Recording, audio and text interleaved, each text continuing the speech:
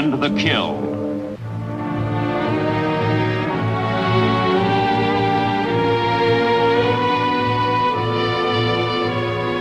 The U-boat will decide the outcome of the war. This is what Hitler is telling the Germans, as his underwater sailors harvest victory after victory in the Battle of the Atlantic. The realities support him in mid-1943. The massacre by German submarines is costing the American republics and the British Empire millions of dollars. Thousands of Allied sailors are dead. And for this, Hitler honors his naval high command.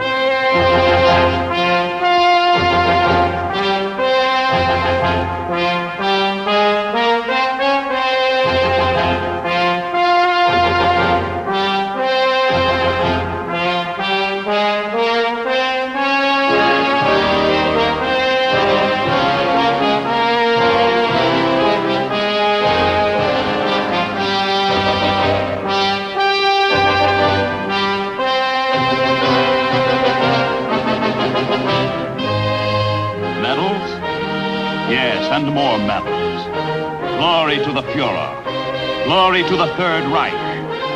Glory to the victors. Hitler presses his propaganda machine to the ultimate, squeezing each drop of triumph out of each victory. Every German is told his submarines threaten the entire Allied war effort with collapse. Germany rejoices in the news that if the United States and Great Britain continue losing at sea, they will be defeated everywhere.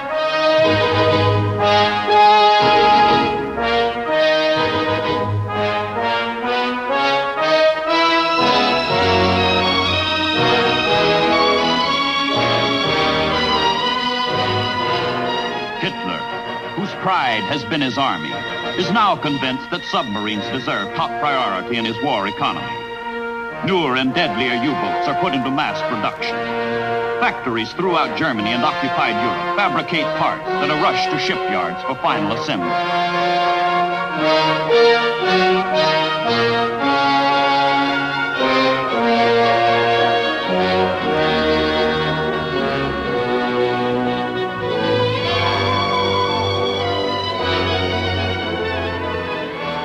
But as the Nazis turn out newer and more murderous models, the doom of the submarine is being sealed by the Allies.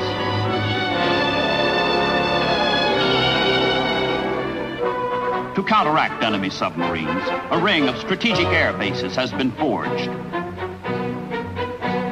One by one, key areas are developed from which planes can cover most of the Atlantic with an umbrella of aircraft. Step by step, the sea becomes as deadly for the Germans as they have made it for the Allies. Arc by arc, in 600-mile sweeps, planes encompass the North Atlantic. Sector by sector, aircraft, one of the most potent of anti-submarine weapons, spreads its protection over ocean routes and coastal lanes. Base by base, planes reach out, curtailing the range and speed of the U-boats by keeping them submerged. Area by area, protection grows as the mere presence of aircraft overhead discourages attacks on convoys, breaking the morale of U-boat crews.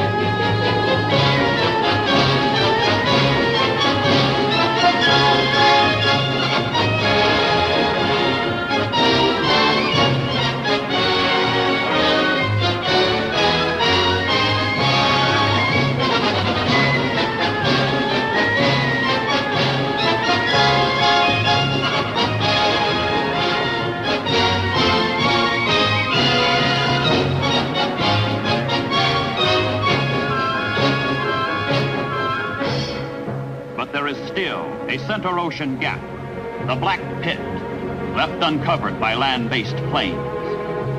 U-boat paradise.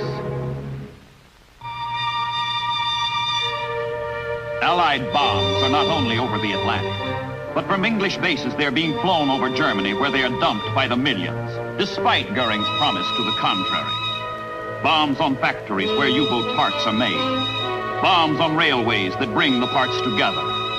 Bombs on pens where the submarines hide. U-boats are being destroyed before they can stalk the sea.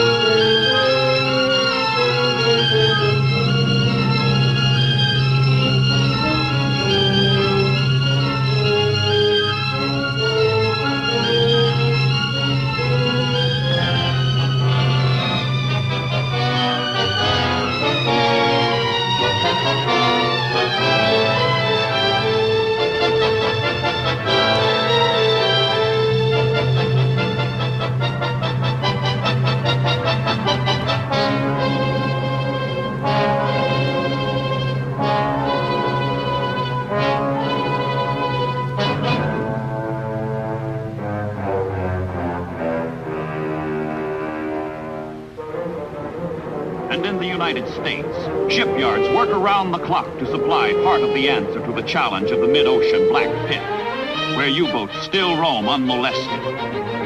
Critical materials and supplies are diverted to the construction of a new class of ship in the United States Navy, officially designated the CVE. Their crews will call them jeep carriers or baby flat tops. But jeep carriers alone are not enough. The Navy begins training pilot candidates with special aptitudes and building the planes for those who pass the rigid test. All three elements of the plan: building the ships, training the men, turning out the planes, progress simultaneously in an all-out effort aimed at killing enemy submarines.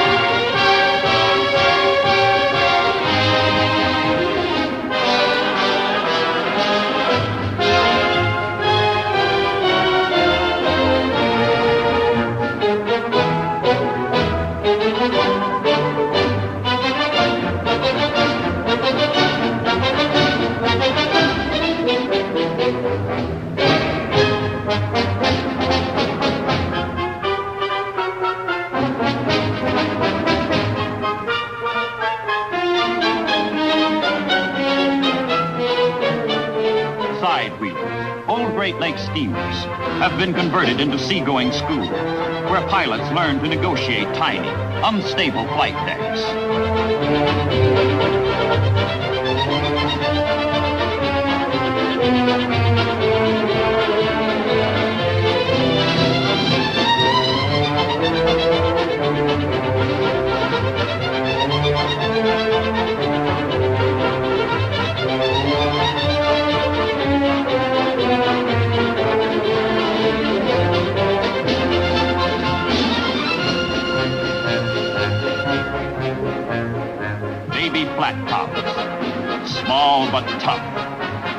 new dimension in convoy protection has been added.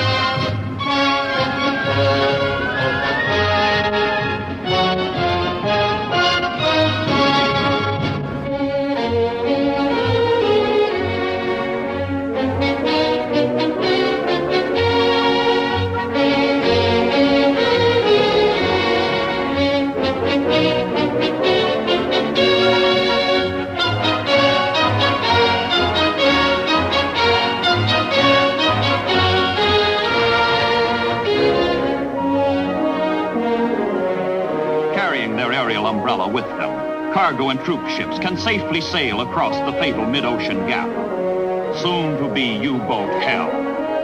No enemy submarine can surface anywhere in the Atlantic, from the Arctic to the Antarctic, without fear of destruction. The Allies force the sea lanes open for the liberation of Europe, for ultimate victory.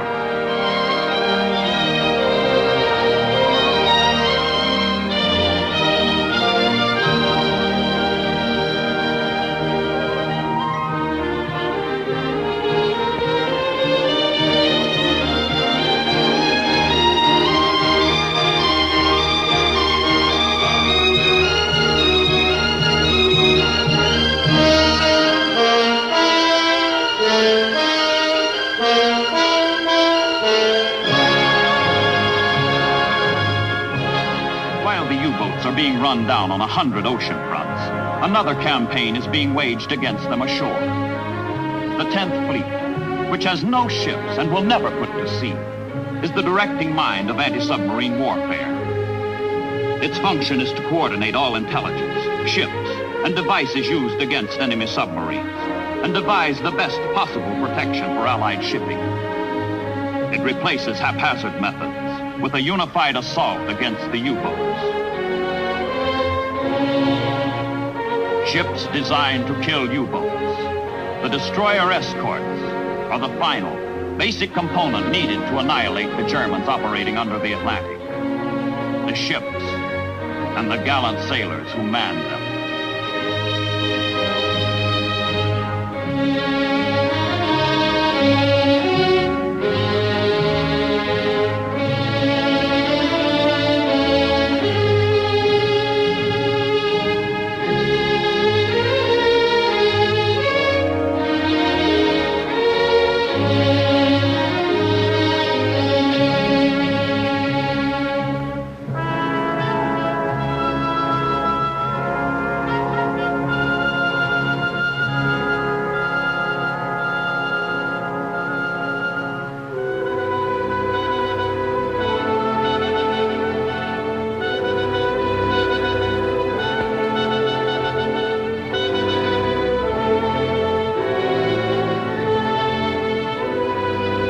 Many a U-boat's death is plotted in research centers, where extraordinary instruments are invented and perfected to aid in detection, pursuit, and the fight.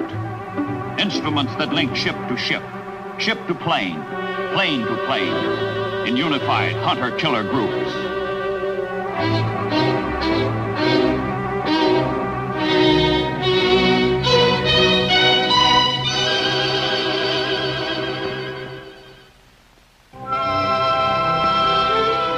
The Jeep carrier, Guadalcanal, has one of the most exciting tales to tell of the Allied victory in the Battle of the Atlantic.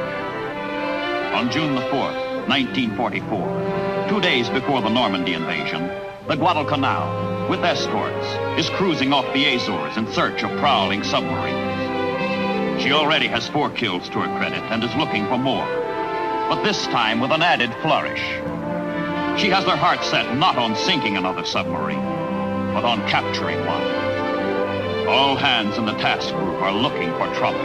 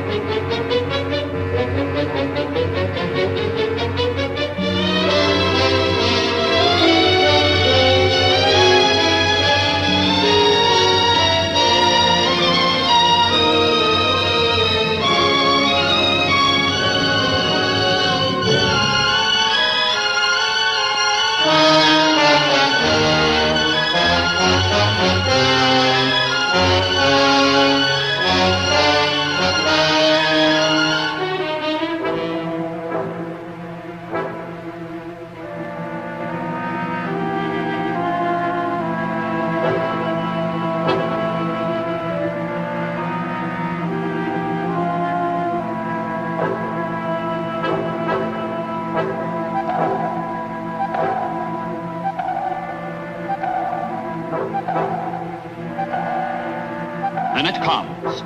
Submarine contact. Out goes the word. We are starting attack.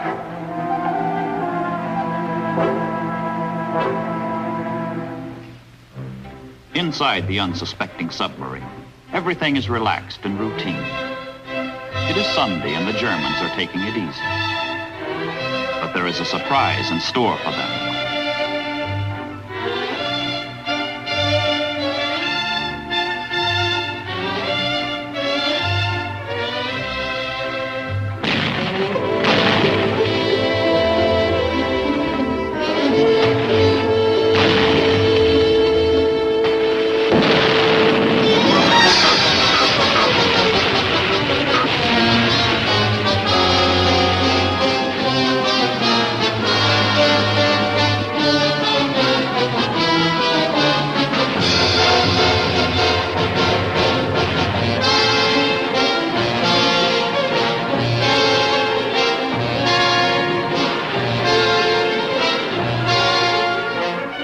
Planes from the Guadalcanal spot the German and report to the ships below their target is changing course.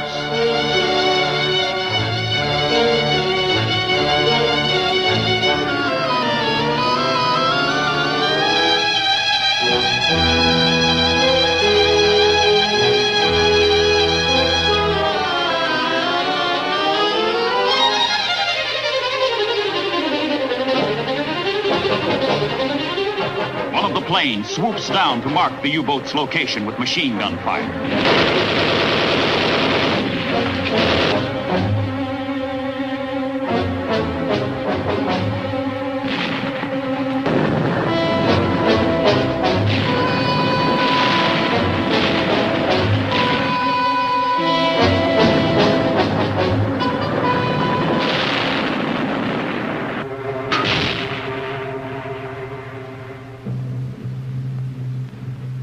Deeper, deeper, deeper goes the sub. Cut the engines.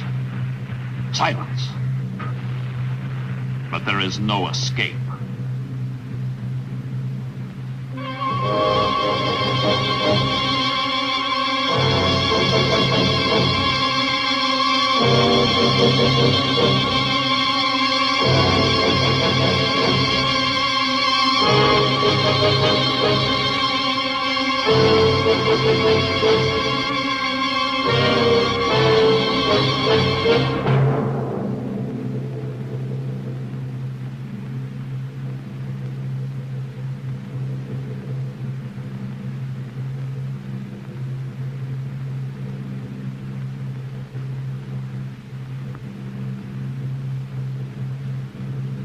A fatal wound. The sub must die below, or fight it out on the surface.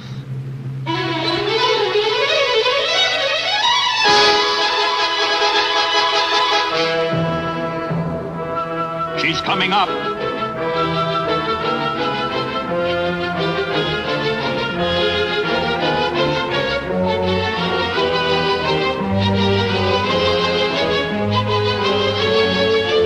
Small caliber guns take the submarine under fire to keep her crew from using their deck gun and force them to abandon their boat.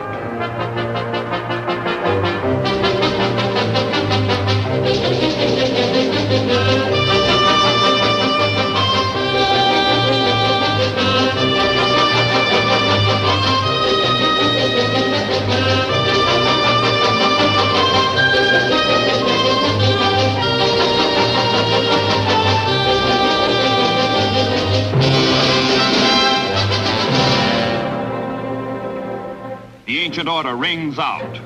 Away all boarding parties. Not since the War of 1812 has a ship of the United States Navy captured an enemy man of war on the high seas.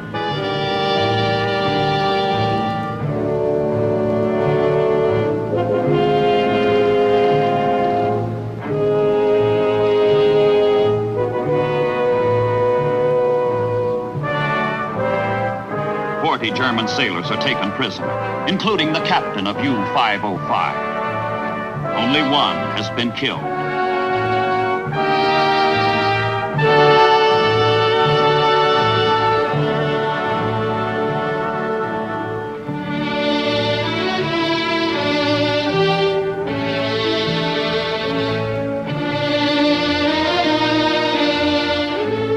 The Guadalcanal brings her prize, defeated and helpless, alongside for towing back to Bermuda. And with the U-505, vanishes the German dream for conquest of the Atlantic.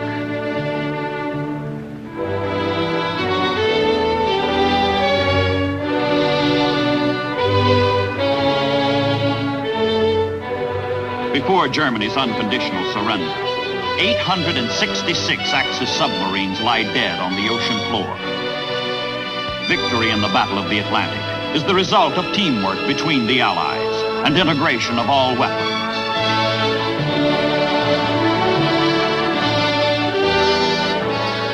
The Germans surrender.